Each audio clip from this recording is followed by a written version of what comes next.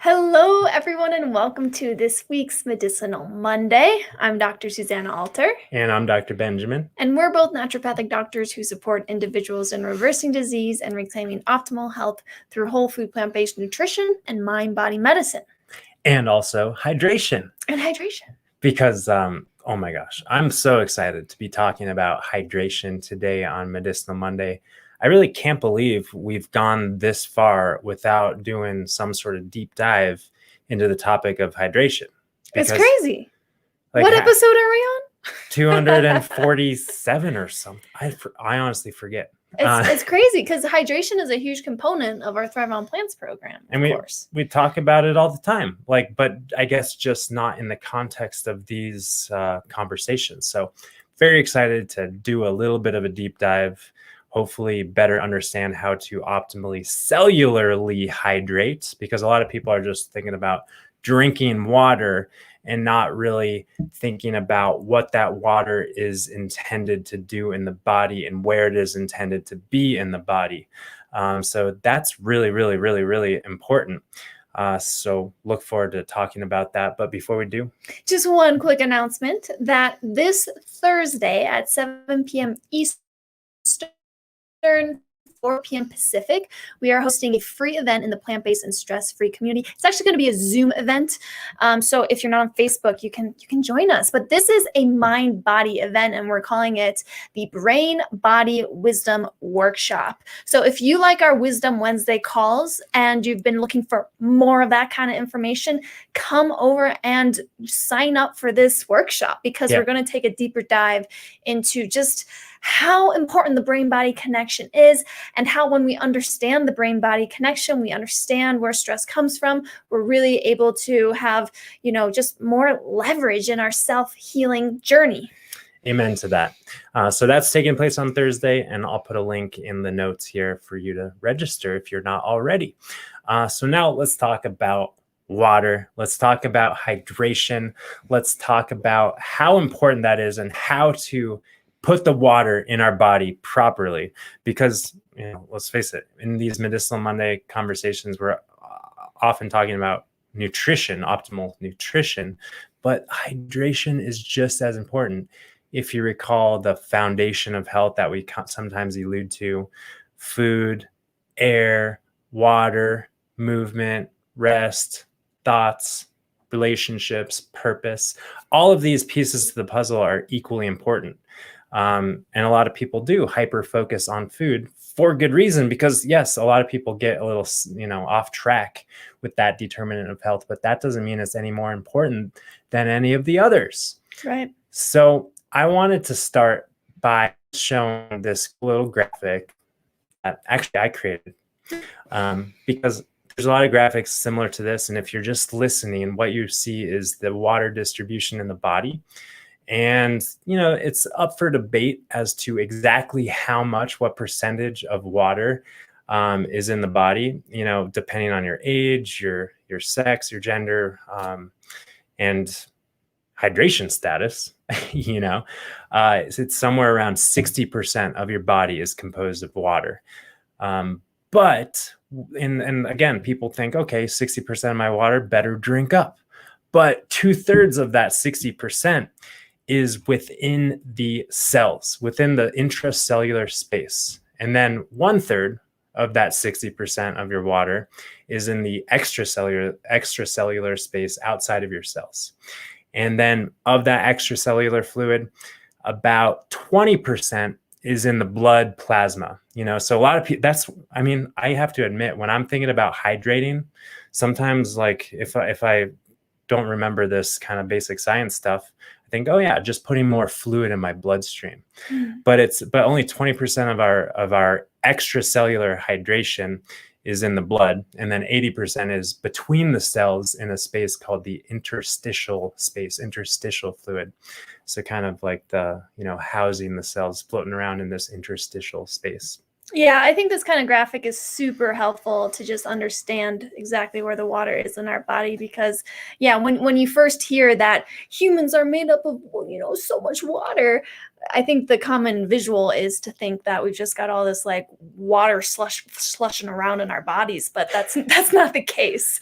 It's in very specific compartments in our body. Exactly. And the most important compartment is that intracellular compartment, comprising about 66 two-thirds percent, not two-thirds percent, 66%, or about two-thirds of our water is inside the cell. So that's really where we're focusing this conversation on, is getting the water inside of our cell. And we were just hanging out with someone who's kind of like this molecular biochemist and really smart guy. And he has a lot more experience and is involved in, clinical research and stuff. And he was sharing the information that most people in our world today, he never sees anyone with 66% intracellular water. He said he rarely sees people with above 50% intracellular water.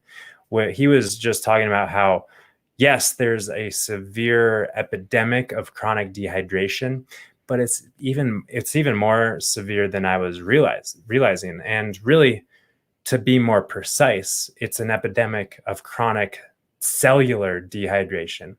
And there's a lot of reasons for that.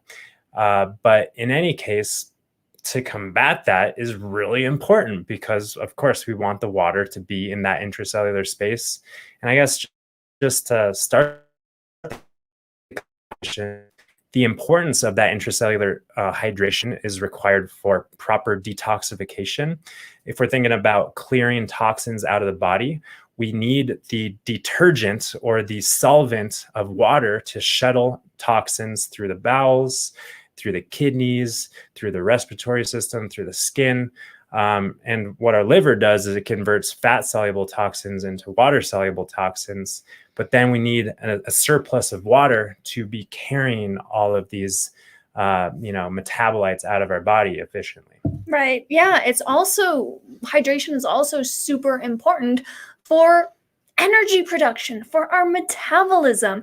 And people are surprised when we bring this up in our kind of weight optimization discussions, just how important hydration is, because it is H2O, right? H2O is the water molecule. And in order to really fuel the pump that creates energy, if you guys know the electron transport chain, that's kind of the last step of energy production, it requires protons, it requires hydrogen. Yeah. So that's actually the where water comes in energy production, which we need energy for fueling our metabolism, keeping that revved up, but we also need it for the healing process in the body. So hydration is just so important for any healing process in the body. Yeah, thanks for bringing up the mitochondrial cellular energy production piece of this, because actually I was just learning about how, yes, the hydrogen ions, the hydrogen atoms are carried into the cell through water to create, and really what you're talking about is that internal combustion engine within each one of our mitochondria, which is fueled by hydrogen atoms at that final step to create ATP, cellular energy, which is used for all processes throughout the body. But also the cellular energy production, these internal combustion engines in our cells, creates all of these hydrogen atoms that take in more water. So a sluggish metabolism is going to set the stage for cellular dehydration, and cellular dehydration creates a sluggish metabolism. So it's just kind of this feedback cycle that can cause sluggish metabolism, sluggish weight gain or weight release, all sorts of other issues related to, that cellular dehydrated state. So I think those are kind of like, if we were to simplify the requirement for cellular hydration, it's really detoxification and energy production. Those are kind of like the main reasons why we need our cells optimally hydrated. And we kind of already talked about one way to promote optimal cellular hydration is to improve our metabolic efficiency, to kind of turn on our metabolic rate in a healthy way. And of course, we know how whole food plant-based nutrition is so key in that. Again, removing the excess dietary fat that creates insulin resistance, then that's going to create a sluggish metabolic state. So we have an efficient metabolism. We're creating those hydrogen atoms that draws in more water and keeps that cellular respiration going. So that's really important. Optimizing metabolism. But then the other hugely important thing is the quality of the water that we're consuming. And again, people just turn on the tap and think, okay, I'm just going to fill up a glass of water and chug it down. And then, yeah, I'm hydrated for the day, right? But if we're just drinking H2O, if we're just drinking, water molecules, that's not going to be an efficient way to get those H2O molecules into the cellular spaces where it's needed. We need to have an abundance of electrolytes or minerals that shuttle the water into the intracellular space to do the jobs that it needs to do. And then, of course, when we're talking about water quality, we need to bring up the fact about all of the impurities like heavy metals and pesticides and, xenobiotics of all sorts, including pharmaceutical breakdown products, metabolites. Like, hasn't there been a study that showed that most tap water contains like oral contraceptive, like hormones? Definitely metabolites of, citations, all sorts of brown products of pharmaceuticals. So yeah, we definitely want to make sure that the water we're taking in is totally clean and pure, but also has good mineral status. Yeah. And then I think what's maybe more important is eating our water in the form of fruits and vegetables, of course. And the reason why this is such a powerful way to hydrate, and we can't really replace, we can't eat and not drink. We've got to be drinking properly mineralized water as well. We can't get all of our hydration from fruits and vegetables unless maybe we're juicing a lot of them, right? But in any case, when we're eating fresh fruits and vegetables, the water that is contained in the celery and the cucumber and the apple, even in potatoes have a good amount of water when we cook them and stuff. So all of our fruits and vegetables contains that optimal hydration source because the water that's in those fruits and vegetables has been purified and mineralized by the plant itself. So we eat the cucumber, eat the celery, eat the apple, eat the banana, whatever. We make the smoothie, we eat the salad, and we're getting, yes, the fuel in the plant, but we're also getting the water in the plant. And equally important, we're getting the fiber in the plant, which helps our body absorb the water through the gastrointestinal tract. So a high fiber, whole food, plant-based diet really starts to set us up for success for absorbing more of our water. And then we, of course, have the minerals that get the water from the bloodstream into the intracellular space where it needs to be. So really whole food, plant-based nutrition and properly mineralized beverages such as spring water is, naturally mineralized. But then if we're drinking purified water, whether it's reverse osmosis or from some generic filtration system, usually, and if it's from a municipal water processing plant, usually a lot by the time it comes out of the tap or the refrigerator filter or wherever, it's been depleted and stripped from a lot of its life, a lot of the electrolytes, a lot of the minerals. So oftentimes we need to replenish those minerals with a little bit of mineral supplement. Mm-hmm. Yeah. And while we're talking about filters, also filters come in so many different ranges of efficacy. And so the most common filter I think I see in most households I enter on the counter is the Brita filter. I think definitely your household, your family. Yes. And, even though Brita might help the taste of the water, it really doesn't filter out very much. So, there's tons of different brands out there. What we recommend is looking at their third-party testing, looking to see what actual impurities this filter gets out of the water. And for us, when we were shopping for our filter, it was really important to us to make sure that the filter totally got out any herbicides and pesticides, specifically glyphosate, because glyphosate is ubiquitous in our water system. Right. We have another episode on glyphosate if you're like, what's glyphosate and what do I need to know about it? But yeah, look at the third-party testing reports and make sure that it is getting out all sorts of the just all the bad stuff, right? But leaves in the minerals, ideally. Exactly, right. Because I would say maybe the most common high-end water purification system is some sort of reverse osmosis system, which my understanding is dumps a lot of water. You know, we waste a lot of water in the creation of the reverse osmosis product of H2O. And we also dump out all of those electrolytes, all of those minerals that are required for optimal hydration. So I know some systems put the minerals back in, and be sure of what they're putting in, I think is important, of course. And then there are I would really say that the trace mineral supplementation in the water has been, for me, a total game changer for my body's feeling of hydration. Me too. I can drink quarts of water all day long and still feel dehydrated. Maybe you know the feeling yourself.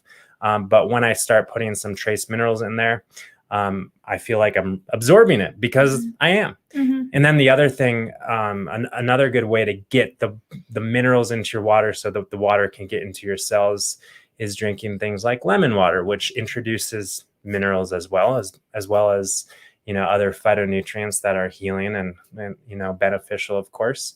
And herbal teas. And it's like a mineral broth, so we're getting tons of minerals as well as all those phytonutrients depending on the herb, etc. And then vegetable broths, veggie soups, these sort of things, and juices, vegetable juices. We talked about how fruits and vegetables are a great source of hydration when we're eating them. And if we want like a awesome, amazing way to hydrate the body first thing in the morning, a green juice with celery and cucumbers and greens. Oh my gosh.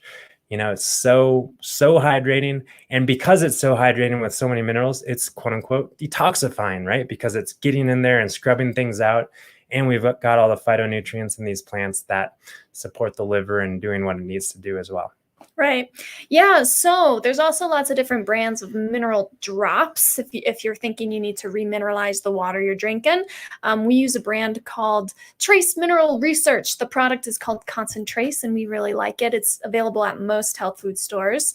And honestly, like I want to just also share my experience of when I added this to my water, because I was always someone who never really had natural thirst for water. I kind of, I would force myself to drink it because I knew I needed it, especially living here in Colorado. Once I started adding the mineral drops to my water, all of a sudden my thirst turned on and I didn't have to think about drinking water anymore. And the way that I see it is that before, it's like when I was drinking this kind of dead, unmineralized water, and in a sense, I felt a little waterlogged. Like, the water, I was swallowing the water. It was like, going into my bloodstream. It was like, it was going through my kidneys and into the toilet for sure. But it wasn't really being absorbed into the intracellular space, at the rate that we want it to. And so, it just felt like I felt like a little waterlogged, even though I was dehydrated. That's exactly what you were, because you had enough body water, but you didn't have enough intracellular water, so you're a little bit swollen. You've got more extracellular water, and we don't need more extracellular water. Most people have too much extracellular water because it's not getting inside of the cells. But you brought up another really important point that I was meaning to bring up, was the fact that a lot of people think, oh yeah, I pee clear, so yeah, I must be hydrated. But actually, we don't want our pee to be clear. We want there to always be a tint, because what that means is that our kidneys are properly filtrating and excreting stuff. And if we're peeing clear, what that really tells us is that we're not getting the water inside of our cells either. It's going through our digestive system and getting absorbed into our blood to some extent, and then going out of our kidneys. It's that there's no indication that it's making its way into the cells. So that's not, that's kind of not a good rule of whether or not you're optimally hydrated, which brings me to kind of a final point of some sorts. A good way to measure your intracellular hydration status is through a fancy test called a phase angle measurement, which is the electrical bioimpedance through your body, which I know I've done a couple of times. It's been several years since I've done it, but essentially you hook up some electrodes to your fingers and toes, and you allow the current to go through your body, and that, through physics and all sorts of stuff that is way over my head, allows us to determine the degree to which our cells are allowing energy to flow through them, and that is kind of translated to a rough measurement of intracellular hydration. So just putting that out there. I know that I think it would be cool to have one of these machines to measure intracellular hydration over time, which it does take some time to shift our actual intracellular hydration, and actually what the phase angle is measuring, what the bioimpedance measurement is measuring, is the charge of our cellular membranes and the integrity of the cellular membranes. And that actually takes some time to shift. So intracellular hydration does shift depending on our hydration status day to day. But the overall integrity of our cellular membranes and the charge of our cellular membranes does take some time to shift. Yeah, it's interesting. Yeah, and actually, speaking of, we could just keep going on, but one thing I'd like to share too is that we've seen so many people who have fluid retention in their body, whether it's they've got edema in their ankles or just kind of puffy fingers. They experience that when they also drink properly mineralized water. It's like all of a sudden the fluid balance in their body becomes more optimal, and that swelling goes away. Yeah, a lot of people think, I've got water retention, so probably I just need to take a diuretic, right? I just need to pee it out. And well, yeah, that'll get the water from your extracellular space into the toilet, but we'd prefer to get the water from the extracellular space into the intracellular space through, again, turning on the metabolism with whole plant foods that are properly turned into cellular energy, creating those hydrogen ions that draws in more water, as well as the properly mineralized water, mineral drops in the water, lemon juice in the water, herbal teas, green juices, etc. Yeah. So I think that's kind of the tips in the nutshell. Just to reiterate: optimize metabolism. Also, fiber is huge for the initial absorption of our water, and minerals in our water.